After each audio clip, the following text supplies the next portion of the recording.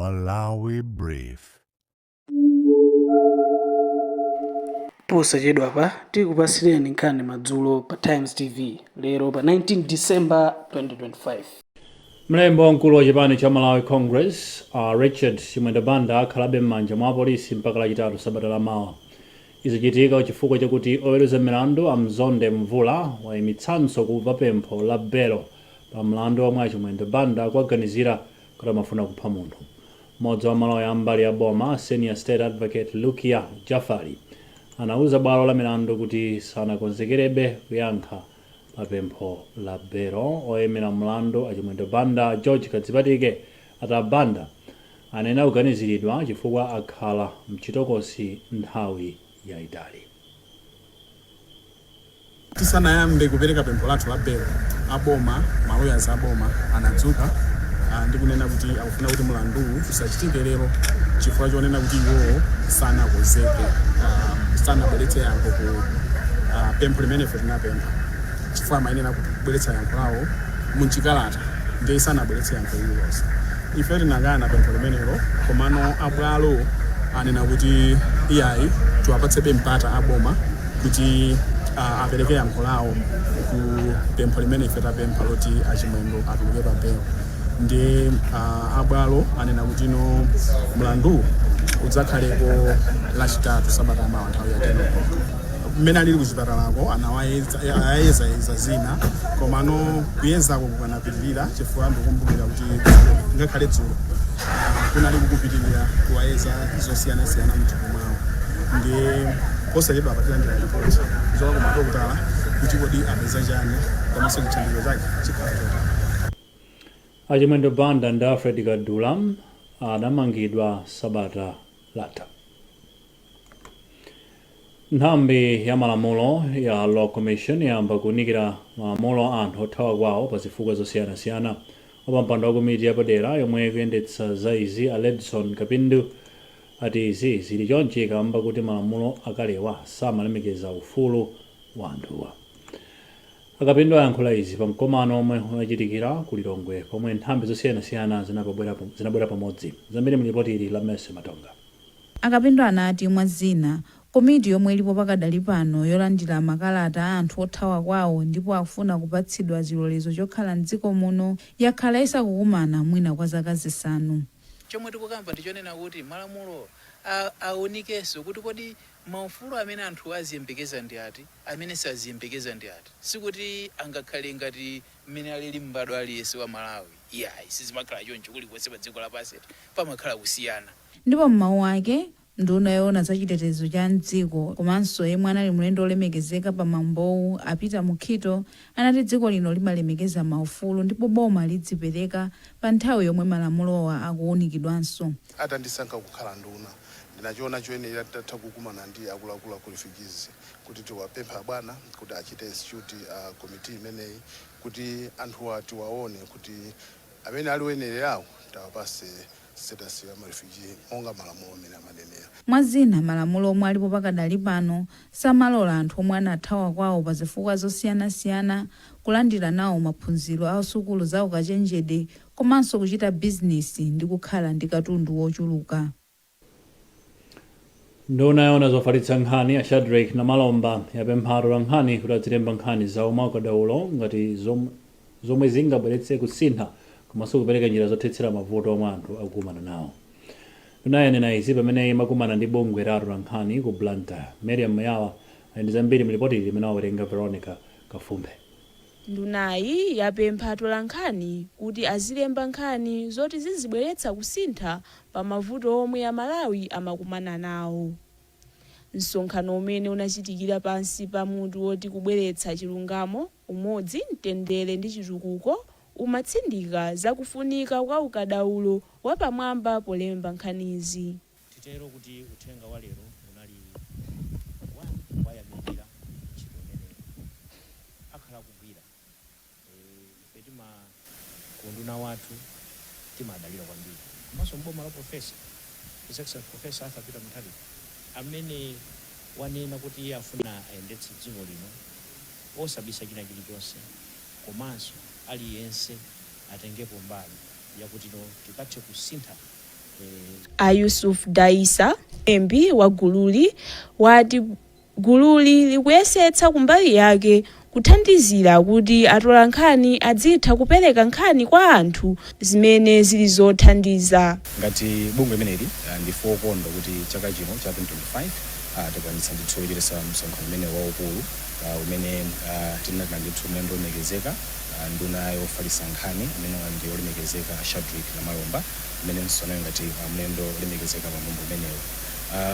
Tikuzoti atola nkhani ali ndi udindo waukulu umene akuyenera kutengapo makamaka nkhani yokhudza kupereka uthenga olondola obweretsa mtendere komanso chilungamo kwa anthu. Iye adawonjezera kuti msonkhano wapereka chidwi kuchokera kwa nduna ndipo wathandizira mgwirizano omwe umakhalapo pakati pa alembi ankhani. Bungwe la UN Women Malawi lakhazikitsa malo okwana 14 opititsira patsogolo luso la makono kudzera ku bungwe la Malawi Girls Can Code Project. Myra Elias walemba ripoti imene akuwerenga Rebecca Matemba. Polankhula pamwambo lachinayi mumzinda wa Lilongwe, mmodzi mwa akuluakulu amaphunziro ku nduna wa zamaphunziro Fritz Kadyoma wati kukhazikitsa kwa malo ochitira zinthu zatsopano zosiyanasiyana ndikofunika kwambiri popititsa patsogolo chitukuko cha chikhalidwe cha anthu m'dziko muno komanso maluso osiyanasiyana omwe atsikana amakhala nawo. Palibe mechitayike in fact zonse zosungika mahabu onse apitirira and monga ministry tipitiriza kuunika zimene zikuchitika ndi mahabu amenewo. Malawi as well as to have the ability to dream big. Ndipo mmodzi mwa akuluakulu ku kampani ya TNM Sobuza Ngwenya athandiza kupereka makina a intaneti ku masukulu 14 zomwe anati ophunzira adzipanga kafukufuku wawo pa makina a intaneti mwansanga.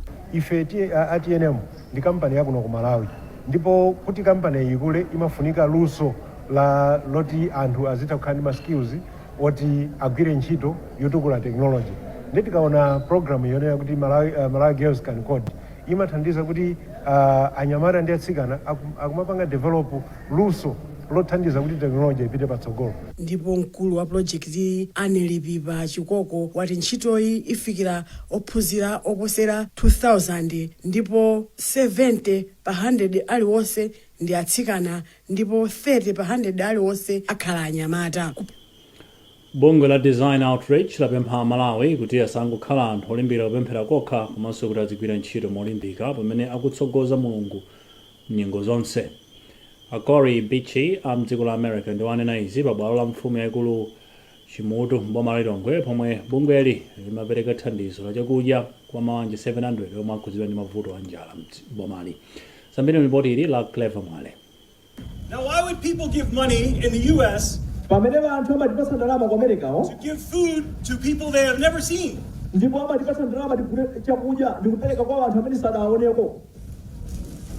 because of the love of God in their hearts. Abiche anati anthu a dziko la America samatchula ndalama mu mtengo koma amatsogoza mulungu pomwe akugwira ntchito zawo molimbika, ndipo anati Amalawi atengerepo phunziro pa ichi. Pothirirapo ndemanga, Beatrice Chinsenga omwe ndi mmodzi wa akuluakulu ku Design Outreach anati bungwe lawo pokhala la Chikhristu lapereka thandizo pofuna kuonetsa chikondi cha mulungu, ndipo ndi gawo limodzi lothandizira anthu omwe bungweli limatumikira. Ya bungweli ndi la Chikhristu ndiye it's part of kuonesa moyo wa Chikhristu, chikondi cha Yesu Kristu kwa anthu amene ali mavuto. Monga mmene mavuto amene tili kunoko a dry spell anthu ambiri sanakolole, ndi chifukwa chake ife moonesa Chikhristu potiso madonors athu ndi Khristu, chifukwa chake achita donate zinthu zimenezi. Yemwe anayimira bwana mkubwa wa mboma la Lilongwe Anganile Kalonga anayamikira bungwe la Design Outreach ponena kuti thandizo lichepetsa ntchito yawo yofikira manja oposa 100,000 omwe akhudzidwa ndi njala mbomali.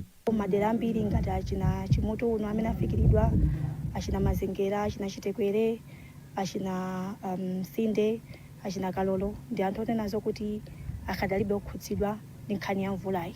So tiyembekezere kuti nkhani ya njalayi ikadakula napitirira nakukhudzabe madera ambiri. Mmodzi mwa omwe alandira chakudyachi, Albert Mveziti, anati thandizo lichepetsa chipsinjo chomwe iwo akhala akukumana nacho pofuna kupeza chakudya kamba ka ulumali omwe ali nawo. Mavuto ndinali nawo ndithu yambiri chakudya chimandisowa nimagona nayo njala nikhala wori nitsano nipeza ubwino wanga wori nikhale nintendere. bungwe la Design Outreach lati thandizoli ndi la ndalama zokwana 75 million kwacha, ndipo thandizo lina la ndalama zonga izi libweranso mderali mwezi wa Februwale chaka chamawa. National Bank of Malawi yapereka zipangizo zakuchipatala ku Area 25 Community Health Center. Polankhula lachisanu mu mzinda wa Lilongwe, mmodzi wa akuluakulu ku NBM Kanengo Service Center Steve Chimbalu mtundu wa TAM anati thandizoli linaperekedwa potengera zosowa pa chipatalachi. Koma nthawi iyi imene anatifunsa kuti aliso ndi need ya medical equipment, tinayesetsa ngati banki kuti tisamalire community imene yatizungulira imene kupangana face business kuti nayonso ikhale mmoyo wa thanzi. Tinatha kwaniritsa kuwagulira zimene anafuna ngati health center. Anchifukwa lero mwationa tili pano upanga donate katundu amene Bank of the National Bank of Malawi inayesetsa kuti ikwaniritse zimene iwo anasowa, zimene zaperekedwa mnyengo iyi ya chikondwerero cha Christmas. Ndicho linga chathu ngati banki kuti mcommunity imene tilili nayonso iziva ufunikira kapena kupezeka kwathu mderalo. Mmodzi wa akuluakulu pa chipatalachi Modesta Nyondo anati malowa amalembapo amayi oyembekezera okwana 750 pa mwezi uliwonse, zomwe zikuonjezera kufunika kwa zida zothandizira amayi ndi ana obadwa kumene. Katundu uyu imene ndanenera tiwabwera mu nthawi yake ngati mabedi ndi mamatiresi, ndiye kuti akangowapanga fix akulowa moodi kuti odwala athu azigwiritsa ntchito. Mawheelchair ndiye kuti agawidwa m'maodi, and wodi ina iliyonse ili ndi wodi in charge amene amayang'anira katundu komanso amakhala ndi kaundula wa katundu amene ali naye. Katundu amene waonongeka tili ndi maintenance officer amene amakonza nthawi yomweyo zinthu zikaonongeka. Banki ya NBS yati kumanga kuchita ubale wabwino ndi makasitomala ndikofunika pokweza chitukuko cha banki komanso moyo wa anthu. Mkulu wa banki Atemwani Simwaka analankhula izi lachiwiri ku Mzuzu pomwe banki inakonza mwambo wa madyerero a usiku omwe cholinga chake chinali kucheza ndi makasitomala ake komanso kukambirana za momwe angapititsire patsogolo bizinesi zawo. Alves Lega walemba ripoti imene akuwerenga Feston Malekezo. Asimwaka anati cholinga cha mgonerowu chinali kufuna kuthokoza makasitomala ake amene akhala okhulupirika mchakachi. Iwo anati banki yawo yakhala ikuthandiza alimi ochuluka mdziko muno kupeza zipangizo za ulimi komanso kuti achoke kukhala alimi ang'onoang'ono kukhala alimi akulu kuthandiza dziko lino. Ashadrick Chikusiro ndi mkulu woona za ntchito ku banki ya NBS. Ife ngati banki pa zimene makastomers athu akufuna tipangapo chani. Timakhulupirira ngati NBS banki kuti banking isamakhale zimene ife tikuganiza koma zikhala zimene makastomers athu akufuna. Koma kuti tidziwe zimene makastomers athu akufuna pamafunika kukomana ngati uku, sit with them pa table ndikukambirana nawo kumva kuti akufuna chani, akufuna kupanga chani, and zimene zoti tithandize ife kukonzekera kuti chaka chammawa tigwire nawo ntchito bwanji. Mawu ake a Chester Kayange omwe ndi mkulu wa kampani ya Capital Glass Malawi amikira kampani ya NBS kamba kuthandiza amalonda pamene dziko lino chuma sichikuyenda bwino. Zambiri zichitikadi tandira support yambiri ku business kuti khalemo aliyense akudziwa pakati pa mavuto amene takhala tikumana nawo economically ngati ma business. Zotsama zinali zambiri. Singanene kuti ati panga support kuti tulukemo komano amayisesabe kuti kanga chembe kapezeke nkhani ngati za forex tima invoice kuti tilipire pa suppliers ku China uko ku India and the like. Zimavuta komabe chilenseke chimachitika. Mwazina banki yathandiziranso magawo wa ulimi popereka ngongole zimene ena agulira zipangizo zopangira magesi amphamvu ya dzuwa m'madera osiyanasiyana mdziko muno. Mgonerowu unachitidwa pamutu woti kutsegula makomo akuthekera ndi NBS Bank. Nkhani ndi zomwezi